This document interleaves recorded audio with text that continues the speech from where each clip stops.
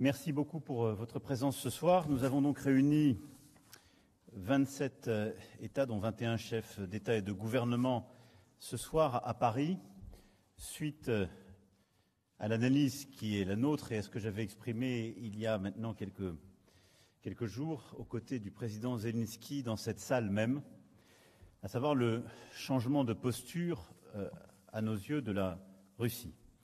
Je constate d'abord qu'il y a unité de vue sur ce constat, celui que la Russie poursuit la guerre, réitère ses objectifs de conquête territoriale et a adopté une attitude plus agressive, non seulement en Ukraine, mais contre nous tous en général. Et cette attitude de la Russie, ce danger accru, ce durcissement russe, je l'ai caractérisé tout à l'heure dans mon propos introductif, je n'y reviendrai pas, je pourrais éventuellement détailler dans le cadre de vos questions. Il fait l'objet d'un consensus, d'une unanimité entre tous les États qui étaient présents ce soir. Nous avons entendu ensuite la demande du président Zelensky, au début de notre réunion, d'amplifier notre soutien. Et nous avons la conviction, en effet, que la défaite de la Russie est indispensable à la sécurité et la stabilité en Europe. Et au fond, ce qui se joue aujourd'hui est évidemment, d'une part, le théâtre des opérations en Ukraine, c'est-à-dire la possibilité pour l'Ukraine de résister à toute nouvelle offensive russe, de résister à tout aléa dans les mois qui viennent, mais également la possibilité pour les Européens de définir leur propre sécurité collective. Concept souvent brandi, notion souvent avancée, c'est maintenant une réalité. La question est de savoir si nous sommes capables ou pas. Ma conviction est oui, c'était l'un des objectifs de la réunion de ce soir. Nous sommes résolus en effet à faire tout ce qui est nécessaire aussi longtemps que nécessaire, et c'est pour moi le point essentiel de ce soir. La première partie de notre discussion a été sur, au fond, faire plus. Et il y avait un large consensus pour faire ensemble encore davantage et plus vite. Avec d'abord un point sur les financements. Plusieurs d'entre nous avons déjà signé des accords bilatéraux avec l'Ukraine. Nous avons invité tous les autres à suivre ce mouvement. 6 sur 32 États qui s'étaient engagés à Vilnius ont aujourd'hui signé des accords bilatéraux. Il est important de poursuivre ce mouvement et d'accroître les financements qui sont les nôtres. Et je le dis pour nous, Européens, quand on regarde aujourd'hui la réalité des chiffres, elle fut rappelée ce soir, 30% des financements sont européens, nous devons faire davantage. C'est ce qui a conduit au choix de la France, de l'Allemagne et de quelques autres. Cela doit être suivi d'effets.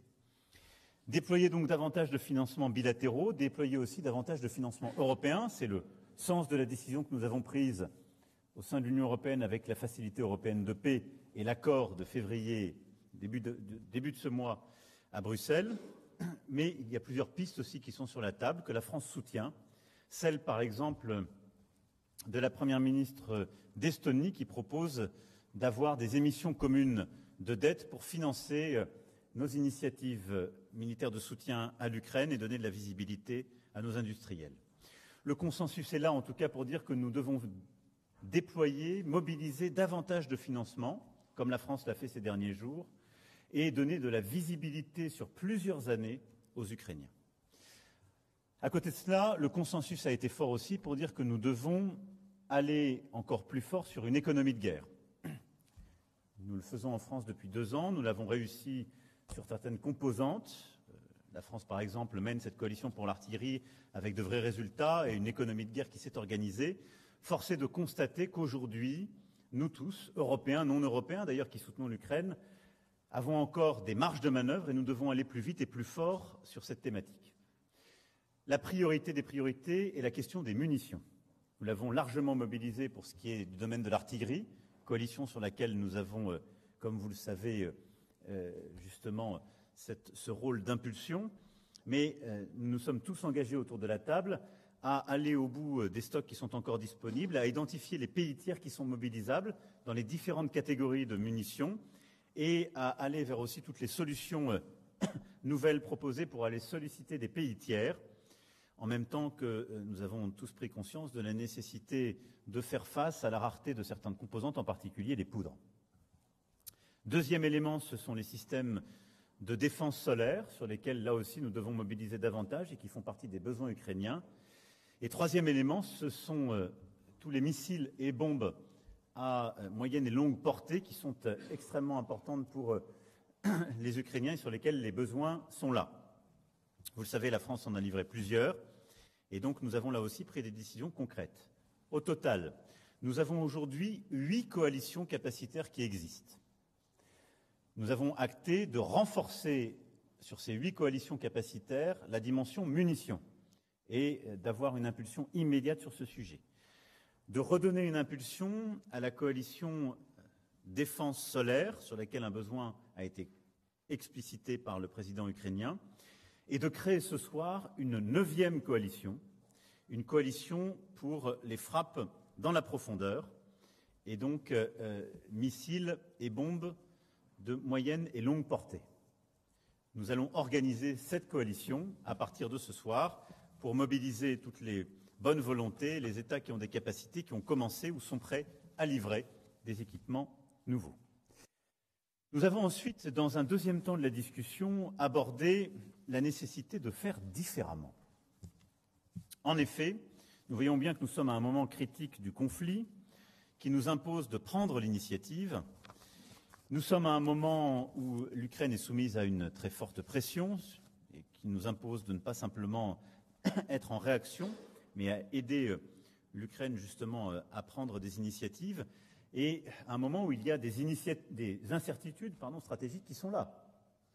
Sur la capacité américaine à décider d'une aide supplémentaire, sur le résultat aussi des élections américaines, et sur la nécessité donc de recréer un engagement stratégique de notre part, une mobilisation plus forte aux côtés de l'Ukraine, pour montrer que l'ensemble des alliés qui sont prêts à le faire, c'est le cas de la France, seront là résolument aussi longtemps que nécessaire et quoi que cela exige.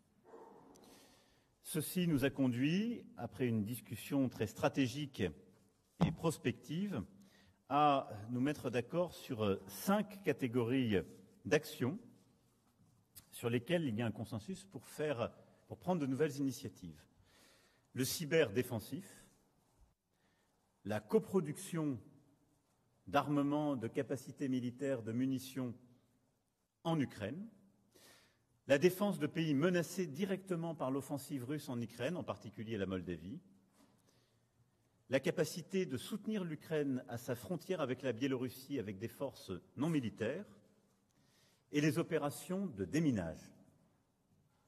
Sur ces 5 axes, un consensus s'est détaché pour agir ensemble, faire davantage, avec une volonté de garder un cadre clair, que je vais ici rappeler en 3 points très simples. La Russie ne peut ni ne doit gagner cette guerre, dont elle est l'unique agresseur et celle qui en a décidé le début et la conduite. Le deuxième point, la Russie, de fait, aujourd'hui menace notre sécurité collective par ses actions en Ukraine et ses attaques multiples hybrides à notre égard.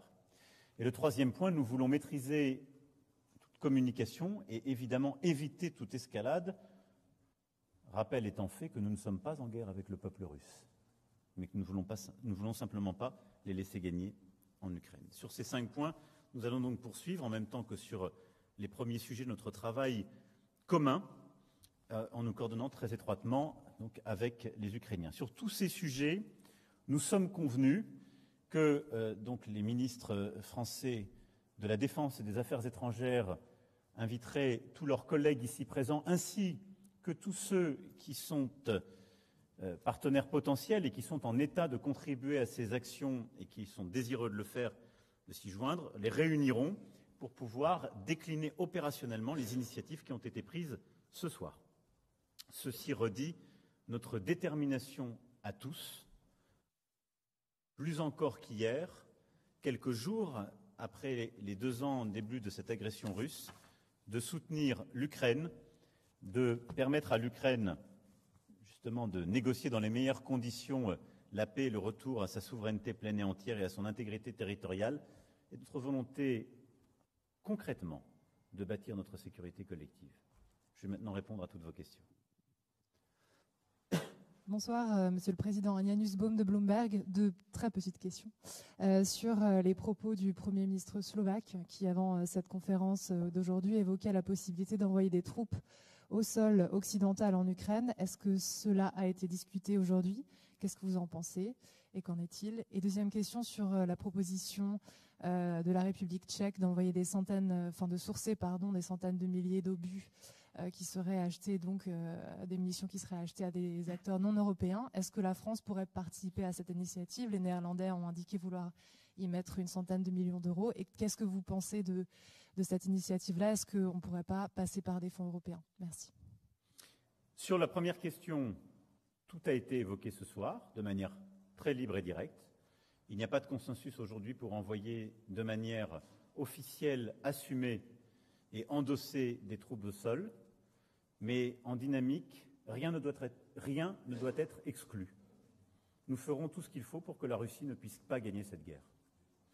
Je le dis ici avec à la fois détermination, mais aussi avec l'humilité collective que nous devons avoir quand on regarde les 2 années qui viennent de s'écouler.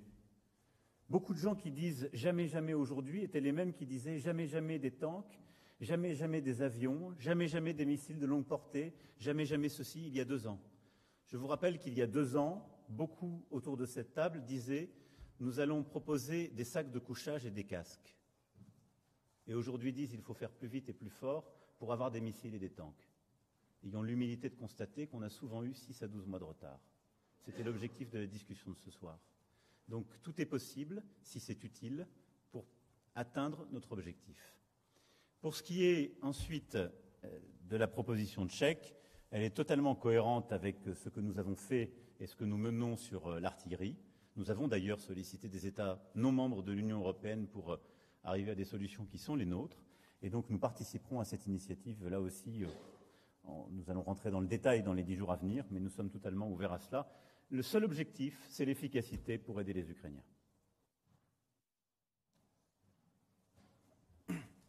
Bonsoir Monsieur le Président. Oscar Tessonneau, donc je viens de lancer un nouvel hebdomadaire avec des personnes en situation de handicap mental. Donc ça montre en fait comment la stratégie TND avance depuis 2018 et qu'il est possible d'entreprendre quand on est autiste, 10 ou TDAH aujourd'hui en France.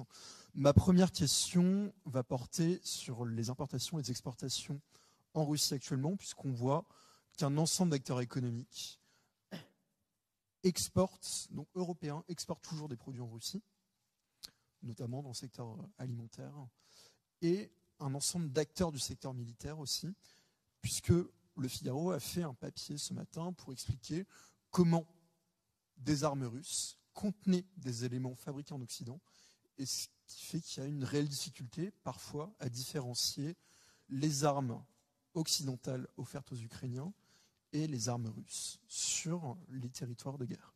Donc aujourd'hui, est-ce que vous pensez que les sanctions sont assez conséquentes contre l'ensemble des acteurs économiques occidentaux qui continuent à exporter du matériel militaire ou différents types de denrées en Russie?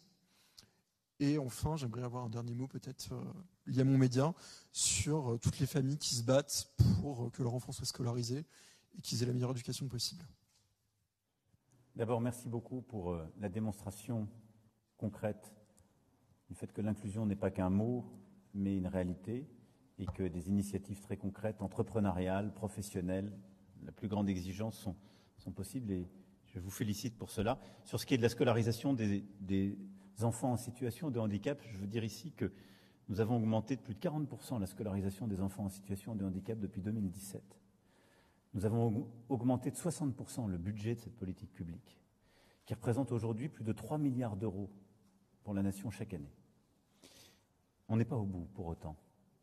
Et si nous avons permis d'avoir beaucoup plus de postes disponibles, si nous avons créé plus de postes justement d'accompagnants pour les enfants en situation de handicap à l'école, l'une des difficultés qui est la nôtre est de prendre en compte le temps périscolaire pour ces accompagnants afin de leur permettre d'avoir un salaire complet. Et c'est tout le travail que j'ai demandé à la ministre pour pouvoir fidéliser ces personnels. Nous les avons stabilisés, nous leur avons donné un cadre beaucoup plus stable. Nous avons réussi dans beaucoup de cas à mieux les rémunérer. Nous avons maintenant un défi sur le temps périscolaire pour beaucoup d'entre eux. Mais vous avez raison aujourd'hui, même si c'était de manière incidente dans votre propos, de souligner l'importance de cette politique à laquelle j'attache caractère essentiel. Pour ce qui est de votre question, nous avons eu ce débat ce soir et vous me permettez de revenir sur un point que je n'ai pas évoqué dans mon propos introductif, qui est celui des sanctions. Il y a eu aussi l'unanimité pour dire que les sanctions aujourd'hui avaient des points de fuite, celles que vous avez évoquées. Plusieurs rapports ont mis en lumière le fait que des matériels russes avaient encore, pour quelques entreprises, des composants directement venant de pays qui avaient imposé des sanctions, européens ou alliés, ou utilisant en tout cas des capacités pour les produire. Pour autant, je crois que nous sommes toujours en situation de les différencier de nos propres équipements et de nos propres matériels. Ceci va nous conduire à sanctionner davantage les compagnies et les pays qui facilitent ce contournement des sanctions. Il suffit de voir les chiffres de commerce et d'augmentation du commerce avec certains pays qui sont au fond des voies de passage, ou les chiffres que certaines entreprises utilisent avec ces pays pour avoir une ligne assez claire. Et donc qu'il s'agisse des équipements militaires, de certains composants technologiques ou du gaz, voire du pétrole, il y a des mécanismes de contournement qui sont assez clairement identifiés, sur lesquels l'accord a été trouvé ce soir pour accroître en effet les réponses. Cléa Colquette pour Politico. Monsieur le Président, vous avez évoqué la proposition estonienne d'un grand emprunt pour soutenir la défense européenne. Est-ce que vous pensez que vous cheminez vers un accord avec les frugaux qui étaient là ce soir, notamment avec le chancelier allemand Olaf Scholz? On sait que les Allemands ne sont pas pour des grands emprunts de ce type.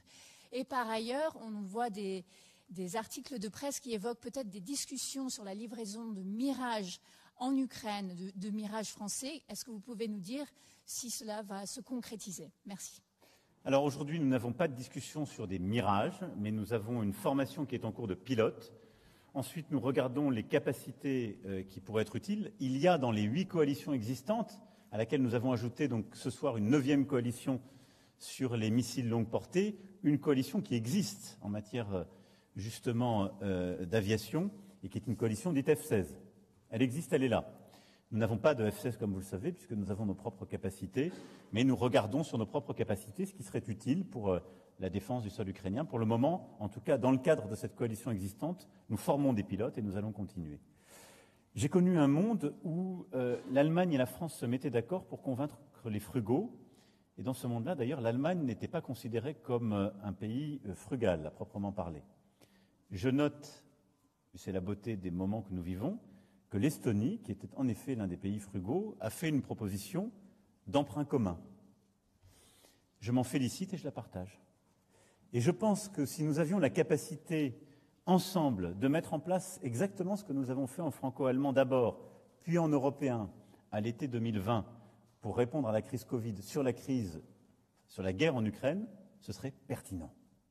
Qu'est-ce que c'était? C'était de dire, nous apportons avec nos budgets nationaux une garantie commune qui permet à la Commission d'émettre une dette pour financer une dépense exceptionnelle qui nous touche tous. Je crois qu'aucun pays européen peut dire que l'attitude russe aujourd'hui et la guerre d'agression en Ukraine ne le touchent pas.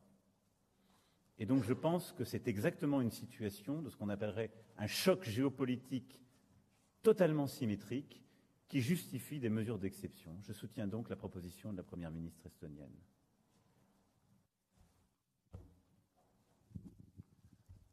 Philippe Ricard pour le journal Le Monde. Bonsoir. À propos de l'envoi éventuel de troupes au sol, vous dites que ça a été évoqué. Est-ce que vous pouvez préciser par quel pays ça a été évoqué? Quels sont les pays qui envisageraient de le faire à titre bilatéral? Et pourquoi la France n'y est pas favorable à ce stade? Merci. Alors, je n'ai absolument pas dit que la France n'y était pas favorable. Je ne lèverai pas l'ambiguïté des débats de ce soir en donnant des noms. Je dis que ça a été évoqué parmi les options. Je vous ai dit les 5 points sur lesquels il y avait un consensus qui s'était établi. Si ces points d'ailleurs étaient totalement mis en œuvre, il ne faudrait pas exclure qu'ils nécessitent des sécurisations qui justifient ensuite quelques éléments de déploiement. Mais je vous ai dit de manière très claire ce sur quoi la France maintiendra sa position, qui est une ambiguïté stratégique que j'assume. Rien ne doit être exclu pour poursuivre l'objectif qui est le nôtre. La Russie ne peut et ne doit gagner cette guerre.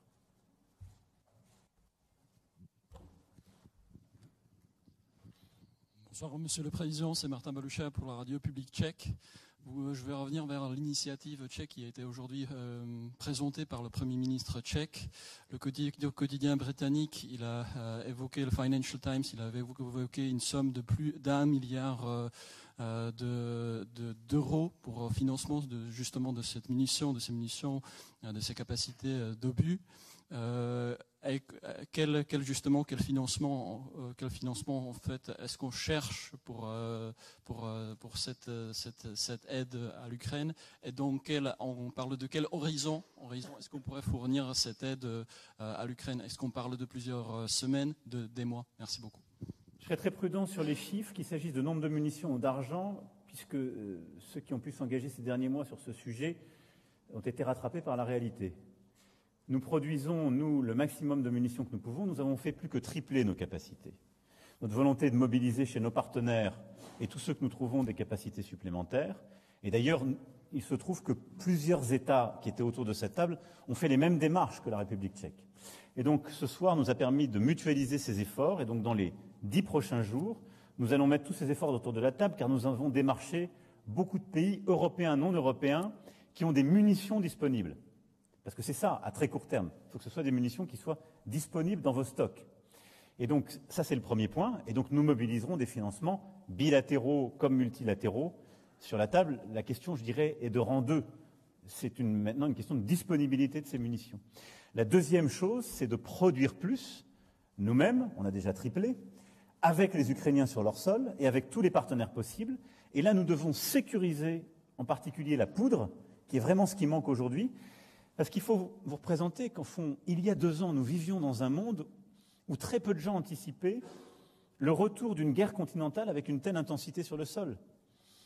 Et donc on vivait tous dans des pays où on avait beaucoup moins de stocks de munitions et on avait des industries qui n'étaient pas du tout à ce rythme de production. Et donc, dans tous nos pays, nous avions des capacités, des disponibilités de poudre pour ces munitions qui ne sont pas du tout ce dont on a besoin aujourd'hui. Donc c'est vraiment un pivot complet de cette économie de guerre. Donc, si je puis dire, les finances suivront. La question, c'est où sont les munitions disponibles, avec qui, comment on mutualise nos efforts et ensuite comment on produit davantage. Je vous en prie. Juste à votre droite. Merci, Monsieur le Président. Francesco Fontemaggi de l'agence France Presse. Le président Zelensky a dit aujourd'hui qu'à ce stade, seuls 30% du million d'obus promis par l'Union européenne avaient été livrés. Est-ce qu'après les décisions, nouveaux efforts qui ont été décidés ensemble ce soir, vous pouvez nous dire si collectivement vous pouvez lui donner un calendrier, des nouvelles étapes pour atteindre ce million d'obus? Est-ce qu'il y a une échéance C'est ce que je disais à votre collègue, c'est une très bonne question. C'est pour ça qu'il faut toujours faire très attention quand on s'engage. Et la France, depuis le premier jour, nous avons très longtemps été plus discrets que les autres, surtout. À chaque fois qu'on s'est engagé sur des capacités et une date, on les a tenues. Parce que derrière, il y a une guerre. Et donc, vous ne nous avez pas, nous, entendu nous engager sur des millions, des milliards qu'on ne savait pas tenir. Bon. La réalité, c'est qu'en fait, à très court terme, vous ne pouvez donner que les munitions que vous avez en stock et ou les munitions que vous produisez en flux tendu. Bon. Il est forcé de constater que nous n'avions pas ce million. Donc, c'était sans doute un engagement imprudent. Aujourd'hui, les initiatives que nous avons lancées, France, plusieurs autres, complétées par la proposition de la République tchèque, lesquelles d'ailleurs se recoupant, vont être toutes mises autour de la table et dans 10 jours, nous aurons une réponse claire avec un agenda sérieux. C'est ça ce qu'il faut. Moi, j'ai toujours privilégié ce point. On verra d'ailleurs ce qu'on rend public et ce qu'on ne rend pas public. Parce que, je dis ça, c'est tout à fait normal qu'on vous rende compte par transparence, et parce que c'est ce qu'on souhaite tous, mais il y a aussi un temps, comme c'est une guerre, les premières personnes à qui on doit donner de la visibilité, ce sont les autorités, les forces armées ukrainiennes. Donc d'ici 10 jours, on y verra beaucoup plus clair. Est-ce qu'il y a d'autres questions? J'en prends encore 2. Je vous en prie. Vous avez un micro à votre droite également. Oui, bonjour, James André pour France 24. Je voudrais savoir quel est le degré d'inquiétude quant à l'engagement des États-Unis et de l'OTAN. On le voit, les Américains ont effectivement 60 milliards d'aides à destination de l'Ukraine qui sont bloquées, et surtout des déclarations très inquiétantes, notamment de Donald Trump. Difficile de prévoir l'issue des élections américaines. Est-ce que vous en avez parlé dans votre propos liminaire? À quel point est-ce qu'on est inquiet et est-ce qu'on est en train de poser les bases d'une potentielle suite sans les Américains? Pour moi, la question n'est pas de savoir si nous sommes inquiets ou pas. D'abord, je vais vous dire, on a beaucoup de chance d'avoir les États-Unis d'Amérique qui sont là aujourd'hui, qui sont si engagés. C'est un fait. Et on doit remercier chaque jour l'administration américaine d'être si engagée, les Canadiens d'être si engagés ou autres. L'Union européenne, c'est 30% aujourd'hui de l'effort et de l'investissement militaire. On a les Britanniques à nos côtés, ça fait un peu plus, mais on a la chance d'avoir des alliés, y compris outre-Atlantique, qui sont à nos côtés. Deuxième chose, c'est une guerre européenne. Et donc nous, Européens, ça fait partie de ce sursaut stratégique que j'évoque et de ce que je dis depuis 7 ans. Moi, je crois dans l'Europe. Je crois dans une Europe de la défense. Je pense que c'est notre sol, notre continent. On a de la chance d'avoir des gens au bout du monde qui sont prêts à nous aider, mais on aurait tort de penser qu'on doit se reposer sur eux. Troisième chose, je suis assez stoïcien en la matière. Moi, je ne déplore pas ou je ne conjecture pas sur ce qui ne dépend pas de moi. Si l'Europe, et je dirais a fortiori chacun de nos États membres, dont la France, nous sommes souverains, notre avenir, et si on considère que cette guerre détermine notre avenir, ce que je crois profondément, parce que se joue là notre sécurité comme Européens, est-ce que nous devons déléguer notre avenir à l'électeur américain? Ma réponse est non, quel que soit son vote. Donc on n'a pas à attendre le résultat. C'était le but de cette réunion d'aujourd'hui, c'est pour ça que je l'ai voulu maintenant. N'attendons pas de savoir quelle est l'issue de ce résultat. Décidons maintenant, parce que le constat est clair. C'est notre avenir, c'est l'Europe qui est en jeu. C'est aux Européens de décider. C'est formidable si on en a d'autres qui nous joignent, mais ça doit être en plus. Nous devons avoir la possibilité de faire sans. Pas par défiance, pas par pessimisme, pas parce qu'on aurait peur, juste parce que c'est ce qui dépend de nous. C'est ce qu'on doit faire. Je suis dans cet état d'esprit. Y a-t-il une dernière question? S'il n'y en a pas, c'est en soi une première pour une conférence de presse. Ah, peut-être une deuxième question de M. Ricard. C'est une deuxième première pour une conférence de presse. Puisque vous insistez. Est-il possible d'envisager qu'un pays envoie des troupes au sol en Ukraine sans l'accord des autres au niveau européen? Est-ce que, par exemple, la Pologne pourrait envisager de le faire? Et est-il possible de la retenir dans ce cas-là? Et est-ce que ça a été un des objets de la discussion ce soir? Merci. Je vais vous dire, d'abord, chaque pays est souverain. Et sa force armée est souveraine. Il a, par sa constitution, les voies et moyens de son engagement. Personne ne peut engager un autre pays de faire ce qui lui revient. De manière sûre, il faut définir un cadre d'intervention et dans ces cas-là, des cadres de solidarité, mais ma réponse est non, personne ne peut engager personne. Mais je vous dis simplement que l'esprit qui régnait ce soir, c'est qu'autour de 5 actions que j'ai évoquées, le consensus était là et que nous sommes prêts à faire aussi longtemps que nécessaire et tout ce qui est nécessaire pour que la Russie ne puisse gagner cette guerre. Je vous remercie pour votre attention. Bon courage à tous et toutes.